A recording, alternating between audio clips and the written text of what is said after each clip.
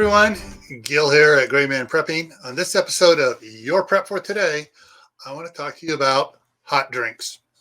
Before that, if you haven't subscribed, please take this opportunity to go ahead and click the subscribe button right down there.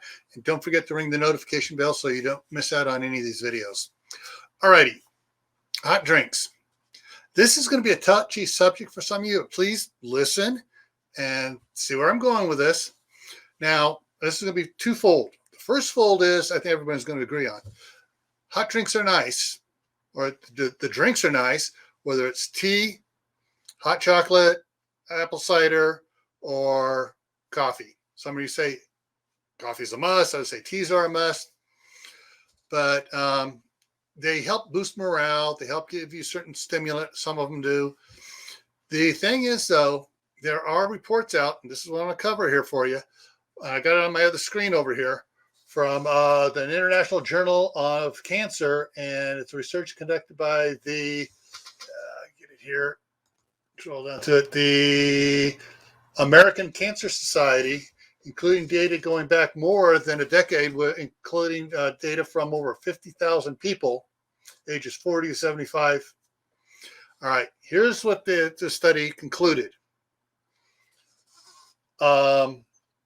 There is a 90% chance of having esophageal cancer when tea, coffee, hot chocolate, hot apple cider, hot drinks are served above 60 degrees Celsius or 140 degrees Fahrenheit. Now, some of you are going to go, oh, I can't take anything colder than that. Well, here's what the problem is with part of that is when you get used to drinks that are served too hot, the heat actually burns the esophagus and some of the nerve endings and stuff, and it's sort of like catch-22. Well, it doesn't feel hot anymore, so you need to heat it up more. Problem is, we get down here, there's a new case here studying on this. Followed participants in for over 10 years for this facts, but the thing is, though, here. What happens is, we're going to read the actual thing. Okay, the American Cancer Society estimates there are 17,650 new cases of esophageal cancer diagnosed in the U.S. every year and increasing. According to the University of Texas study from 2008, hot beverages such as tea, coffee, hot chocolate, and others are served between 160 and 185 degrees Fahrenheit. While people reportedly tend to prefer these drinks at temperatures plus or minus just a little bit around 140. Some like it even cooler.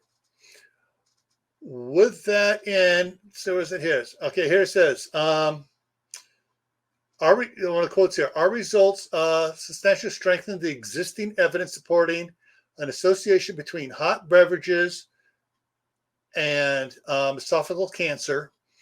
The researchers said in their summary, not discussed in the abstract is precisely how the cancer is caused. However,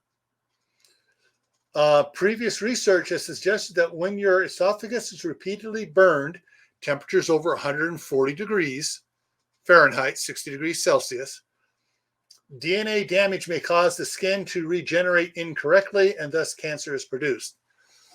Same thing with getting sunburned all the time. You get sunburned so many times, also you get skin cancer. All right. So, wow, I'm all for you having your hot drinks. Try not to serve them over 140 degrees Fahrenheit, 60 degrees Celsius. That's why when I was growing up, it was like have a nice warm cup of cocoa, not hot cup of cocoa. Have a glass of warm apple cider, not hot apple cider. A glass of warm tea, not scalding tea. All right. So with that in mind, exercise a little prudence in how hot you have your drinks. I'm not saying don't have your drinks. I'm just saying don't have them where they're burning such a high temperature.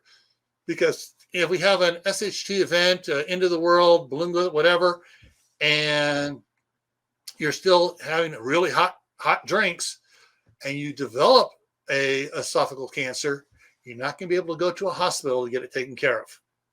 All right. So with that, stay happy no matter what life throws at you. Stay safe. Don't go out and do anything foolish. Keep adding to your preps: water, food, medicine, skills, your warm drinks, and be very careful in what you do. Why? Well, this is why.